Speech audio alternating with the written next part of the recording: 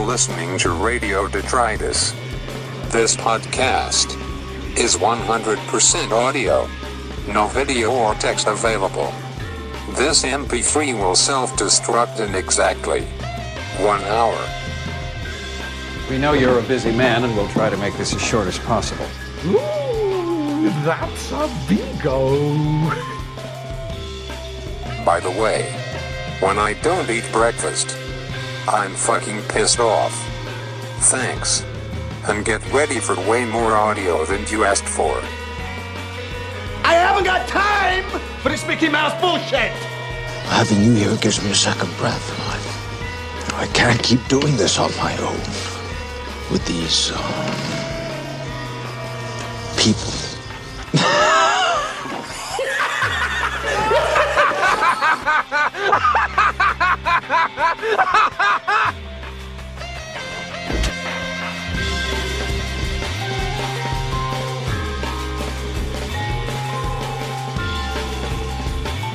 Good afternoon, junk bond traders, idyllic refugees, sophisticated rubes, goddamn pastoral cosmopolitans. Welcome to Radio Detritus, serving up heaping portions of audio rubble from the streets of the pre-apocalypse. Hit it, Joe.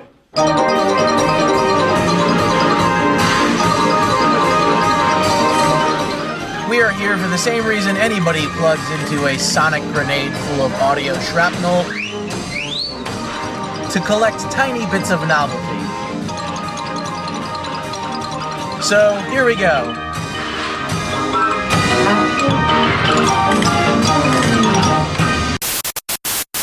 You know what I used to do, San Francisco? I used to black out drinking every night of the week. That's absolutely true. I used to do that every night. For those of you that don't know what that is, blacking out is when you drink so much that your brain goes to sleep, but your body gets all Eye of the Tiger and soldiers on.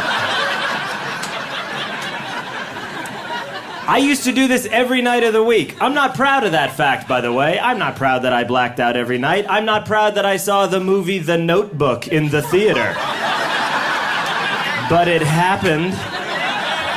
I can't change the past. It was a matinee, too. It's pathetic. I'll tell you about blacking out. It was always weird when I would go out for the night with, like, some money and then black out and wake up with no money.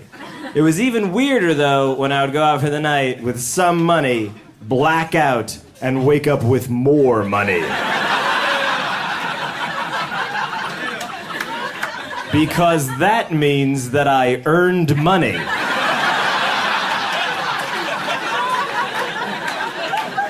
That means that I traded goods and or services.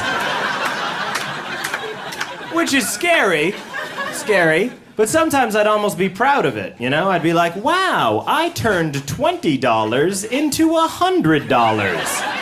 I am a financial wizard. Like, I would like to give people money advice now, but I don't know how that would go, you know? They would just be like, John, we're looking to get rich quick. And I'd be like, well, have you tried mixing daiquiris with Ambien?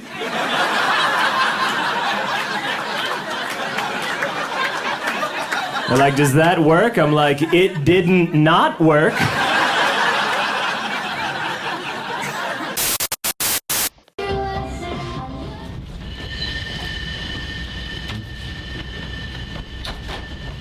Looking for something.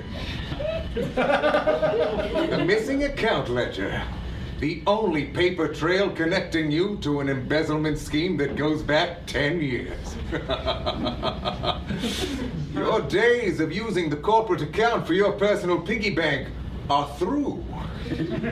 No more private yachts, private jets, old oak furnishings, drawing rooms adorned in fine porcelain, weekends at the alumni club in your tennis whites, summering in tropical climes, or breeding champion racehorses. I've relished the day I would catch you with your greedy paw in the biscuit jar, just so I could tell you no more charity galas, donor banquets, summer solstice frolics, library dedication ceremonies, or secret society masquerades. You've been caught with your pants down and your shirt off, totally naked, while everyone around you is fully clothed. So there will be no more monogrammed bathrobes, monogrammed bath towels, monogrammed totes, monogrammed boats, monogrammed bridges over monogrammed moats.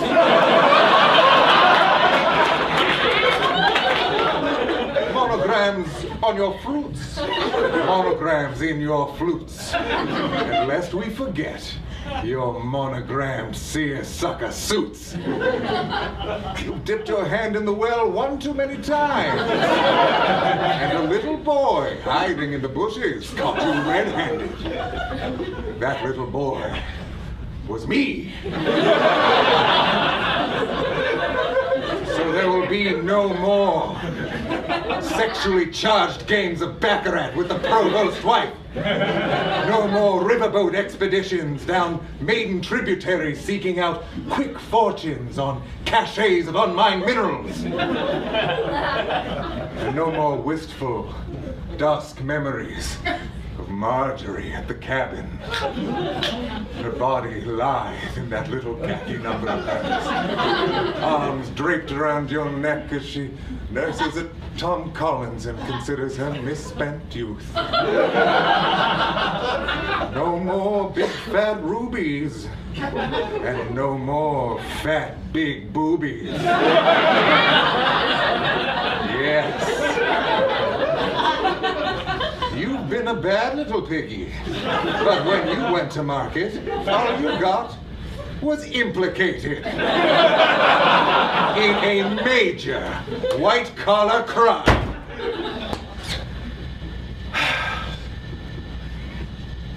So I've said a lot.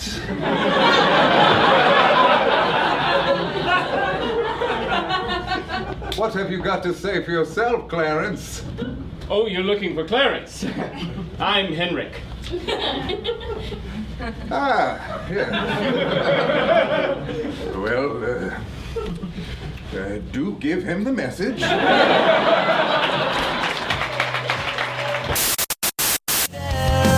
With you I'll always share.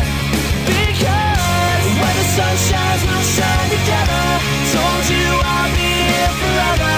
Said I'll always be your friend. Took enough, I'ma stick it out till the end. Now that it's raining more than ever, told you we'll still have each other. You can stand under my umbrella. You can stand under my umbrella. Ella, Ella, under my umbrella. Ella, Ella, under my umbrella. Ella, Ella, under my umbrella. Ella, Ella,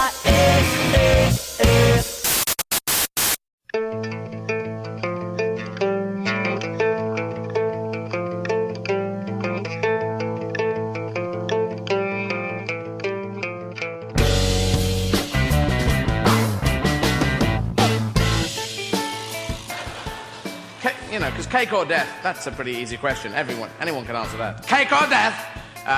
Cake, please. Very well. Give him cake. Oh, thanks very much. Very nice. You, cake or death? Cake for me too, please.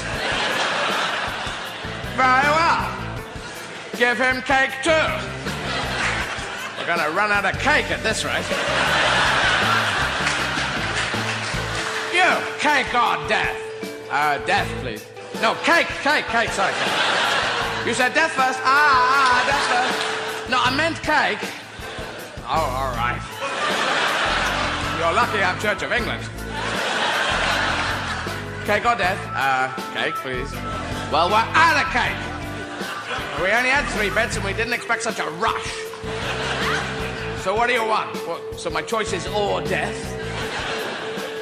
Well, I'll have the chicken then, please. Taste of human, sir. Do you like a white wine? There we go. Thank you very much. Thank you for flying Church of England. Cake or death? Hey dudes, so there's this guy that does crank calls. I heard about him on a podcast that I enjoy. It's called Reply All. That's the name of the podcast. And it's basically, it's like Radiolab, but for like web and tech stories. And the shtick is that this guy uses like a voice modulating processor, basically like a fancy like voice effects pedal, to when he makes his crank calls to like sound really kind of surreal and bizarre to try and freak out the person on the other end. So this guy is called, he has a very strange name, he's called Longmont Potion Castle. So here's a little snippet from him. Yeah. Twist and shout. Hi, how you doing? Pretty good. How are you doing? Super. I was looking for that that R&B single. Who? The R&B single. It's like triple check, double check, triple check, triple double check, triple double. You don't know what it's called? Triple double check, triple double check, triple check. Double triple check, triple check, triple double check, double. It's like that. Okay, hold on. Otis King, I think. Excuse me? I think it's by Otis King. Otis King? Yeah. Okay, hold on. It's like triple double flip, couple double chip, double trip, double trip. It's like triple double flip, couple double chip. Double chip, double trip, double chip. Double flip, couple double. So I was wondering how late you're open to. Triple chip. It's like. Hello? Yeah, how late you're open? We're open till 10. 10 p.m. Right. Do you want me to check on that album for you? Do you have anything by Dugan Nash? Can I ask you what you're speaking through?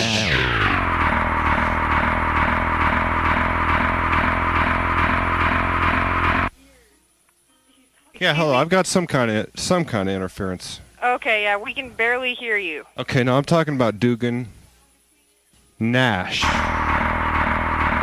Okay. Can you spell the first name? Nash. Okay, hello? Yeah. Okay, I can barely hear you. Is there any way you can... We're getting really weird interference. I can not understand barely anything you're saying to me. Dugan Nash. Okay, can you spell Dugan, please? D-U...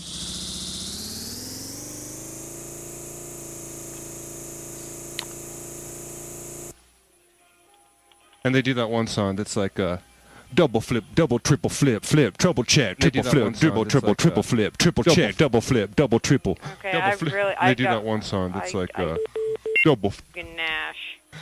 It's not in our. They do that one song that's like double. Okay, hello? Yeah, I'm here. Hello? Yeah, I'm here, young lady. Okay, I'm sorry. I'm not trying to be rude, but I mean, I'm getting this really weird interference, and I can barely understand what you're saying, and it keeps cutting off in the middle of when you're talking. Let's try again. Dugan. Okay, I already looked up Dugan Nash. Okay. But let's try again. Dugan Nash. Okay, I just looked it up, and I'm not seeing anything in our system by Dugan Nash. How about Orville Sash? Orville Sash? Yeah. How about Orville Sash? How about Orville? I'm sorry? Yeah. Okay. I'm getting, like, feedback.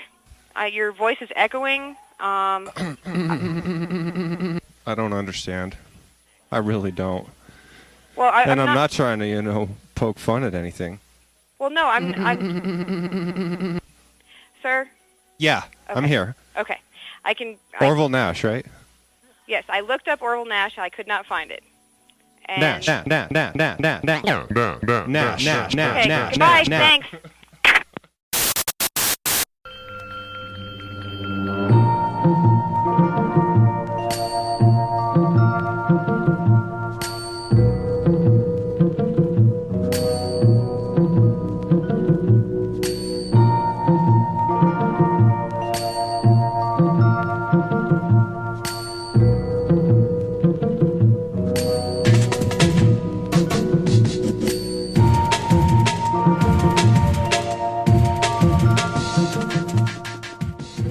I love my grandma.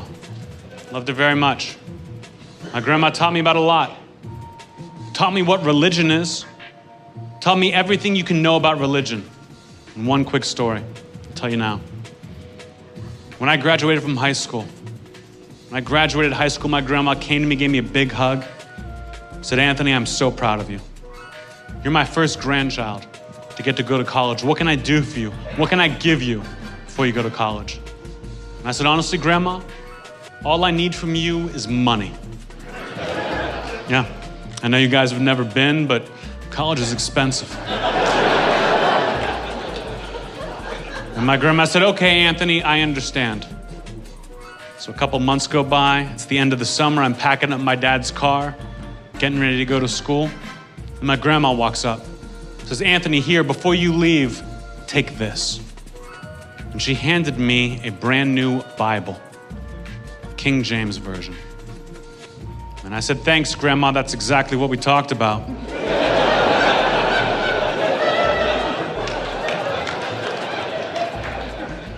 Got in the car and I went off to school.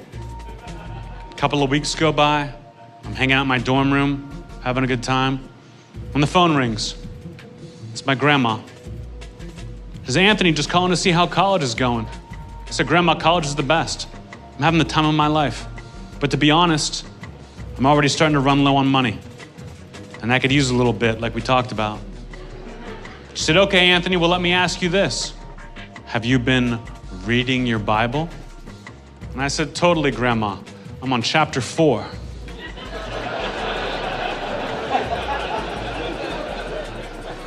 She said, okay, Anthony. Well, then I guess I'll talk to you later. Hung up the phone.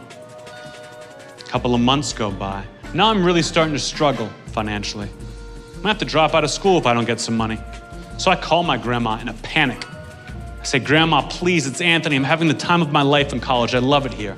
But if I want to graduate, and I do, I need you to send me some money like we talked about. She said, well, Anthony, let me ask you this. Have you been reading your Bible? And I said, yes, Grandma. I wish it was longer.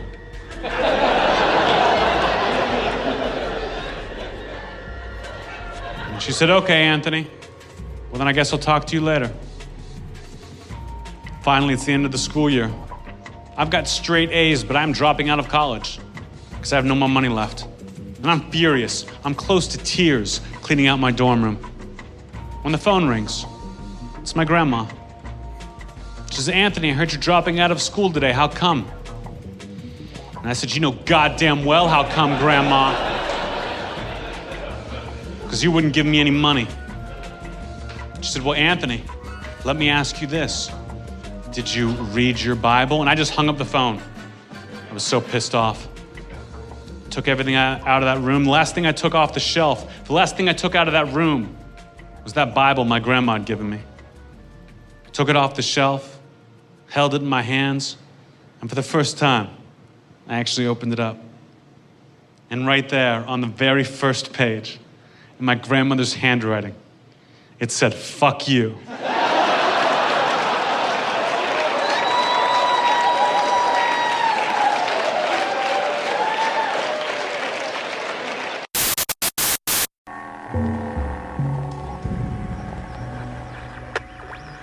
What's he building in there? What the hell is he building in there? He has subscriptions to those magazines. He never waves when he goes by. He's hiding something from the rest of us. He's He's all to himself. I think I know why. He took down the tire swing from the pepper tree. He has no children of his own, you see. He has no dog. He has no friends. And his lawn is dying. What about all those packages he sends? What's he building in there? With that hook light on the stairs. What's he building in there? I'll tell you one thing, he's not building a playhouse for the children. What's he building in there? And what's that sound from underneath the door? He's pounding nails into a hardwood floor. And I swear to God I heard someone moaning low. And I keep seeing the blue light of a TV show. He has a router and a table saw. And you won't believe what Mr. Stitches saw. There's poison underneath the sink, of course. But there's also enough formaldehyde to choke a horse. What's he building in there? What the hell is he building in there? I heard he has an ex-wife in some place called Mayor's Income, Tennessee. And he used to have a consulting business in Indonesia. But what's he building in there? He has no friends, but he gets a lot of mail. I'll bet he spent a little time in jail. I heard he was up on the roof last night signaling with a flashlight. And what's that tune he's always whistling? What's he building in there? What's he building in there? We have a right to know.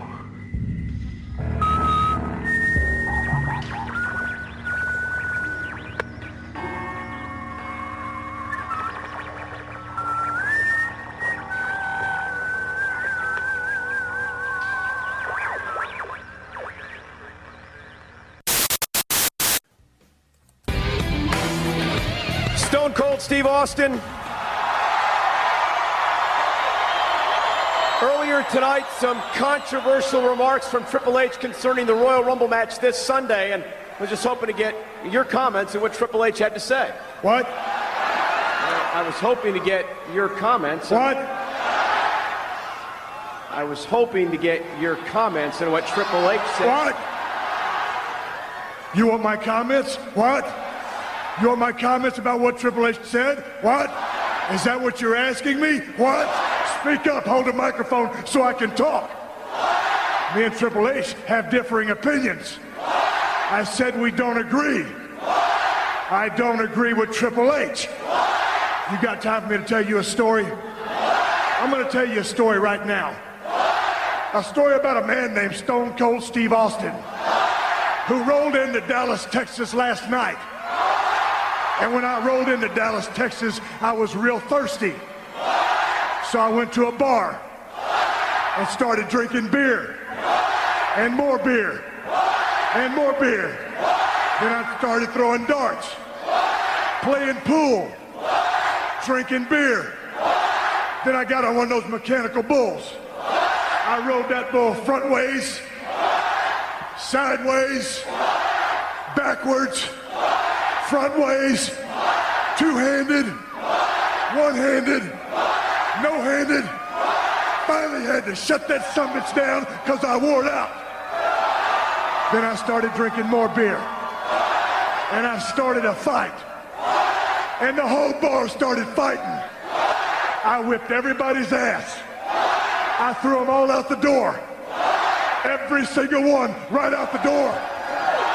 Finally, the bartender said, "Stone Cold, Stone Cold, Stone Cold." And I said, "What?"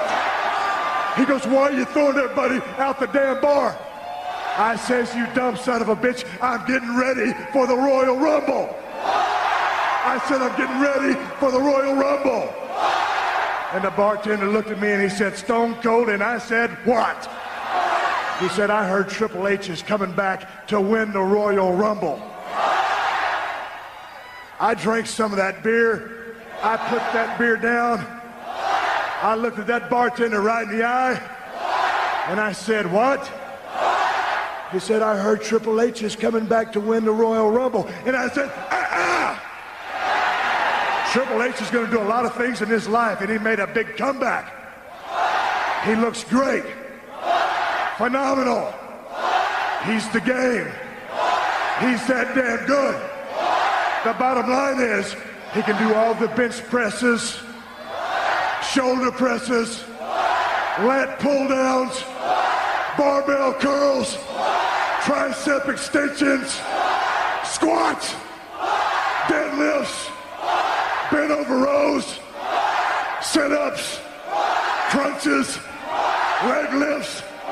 He can do all that, but the one thing he'll never do is throw Stone Cold Steve Austin over the top rope. That just won't happen.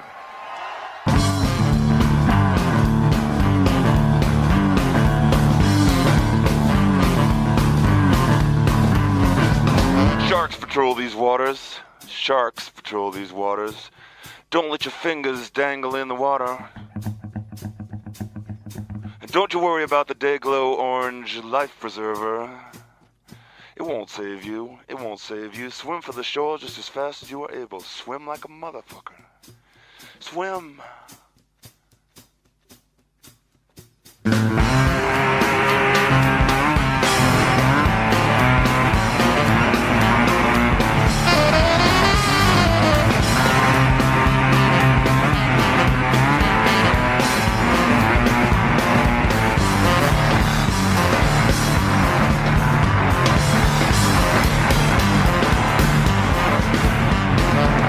Fast as that, the scene shifts to now, the ever-glorious now, the ever-present now. Dredged in flour and deep fat fried and cooled on paper towels and then devoured. You know, I spent 15 years in a life raft. 15 years in a life raft. Now I got something to say. Stay in your lifeboats, people. Stay in your lifeboats, people. It's murder out there, murder out there. Sharks patrol these waters. Sharks patrol these waters. Hey, don't you worry about the Dayglow Orange Life Preserver. It won't save you. It won't save you. Swim for the shores just as fast as you were able. Swim.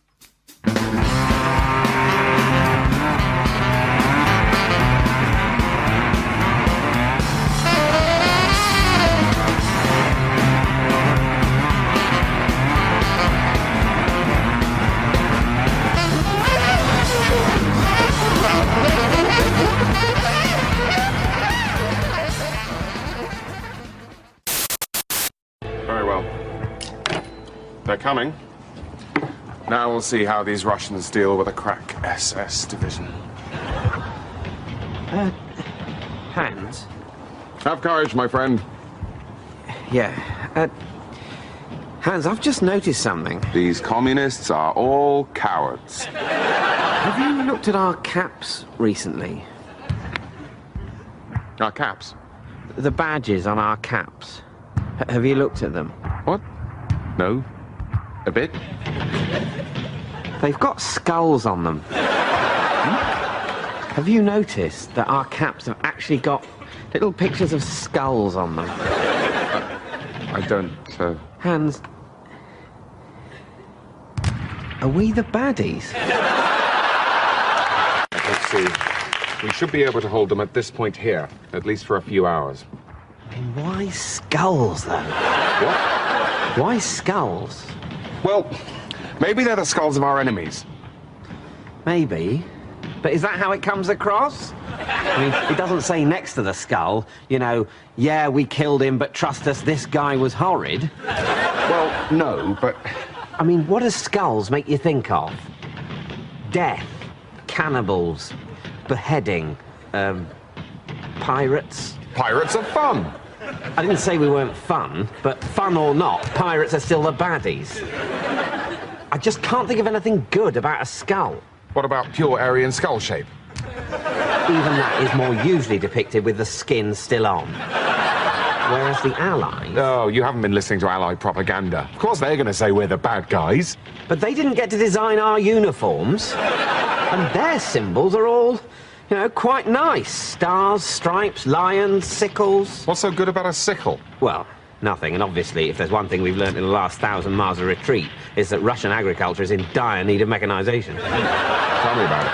But you've got to say, it's better than a skull. I mean, I really can't think of anything worse as a symbol than a skull. A rat's anus? Yeah, and if we were fighting an army marching under the banner of a rat's anus, I'd probably be a lot less worried, Hans.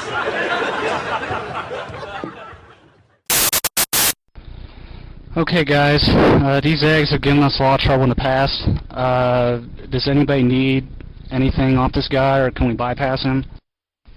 I think Leroy needs something from this guy. Oh, he needs those devout shoulders? Isn't he a paladin? Yeah, but that'll help him heal better. He'll have more mana. Christ. Okay, well, what we'll do, I'll run in first, gather up all the eggs so we can kind of just, you know, blast them all down with AoE. I will use Intimidating Shout to kind of scatter them so we don't have to fight a whole bunch of them at once. When my shout's done, I'll need Anthony to come in and drop his shout too, so we can keep them scattered and not have to fight too many. When his is done, Bass, of course, will need to run in and do the same thing. We're going to need Divine Intervention on our mages, so they can AE, so we can, of course, get them down fast, because we're bringing all these guys. I mean, we'll be in trouble if we don't take them down quick. I think it's a pretty good plan. We should be able to pull it off this time. What do you think, Abdul? Can you give me a number crunch real quick? Yeah, give me a sec. I'm coming up with 32.33, repeating, of course, percentage of survival. Oh, that's a lot better than we usually do. Alright, chums up. Ready, guys? Let's do this. Leroy Jenkins! Oh my god, he just ran in. Save him! Oh, geez, stick to the plan! Oh, Jesus. Let's go. Stick to the plan, chums. Stick to the plan. Oh, gee. Oh, fuck. Give me Divine Intervention. Hurry up. Shout. It's saying I can't cast. I can't move. Am I lagging, guys? I can't move. What the hell? I can't AE. Oh my god. The eggs keep spawning. More respawning. I don't think you can cast with that shit. Oh my god. Shout. We got it. I got it. Take it off. Come on, stay down. Oh my god. God damn it, Leroy. God damn it. Leroy, you moron. Leroy. Jimmy. This is ridiculous. I'm on it. Dumbass. I'm down, forking down. God damn it. This is I got killed before I could we've remove died him. on this. God. Oh, Spiffy res us. Why do you do this shit, Leroy? I'm trying. It's not my fault. Who's soul stoned? We do have a soul stone up, don't we? Anthony, do you got soul stones? Warlock. Oh god. Oh, for... Great job, for Christ's sake. Leroy, you were just stupid as hell. At least I have chicken. Hello? Testing? 1, 2, 3.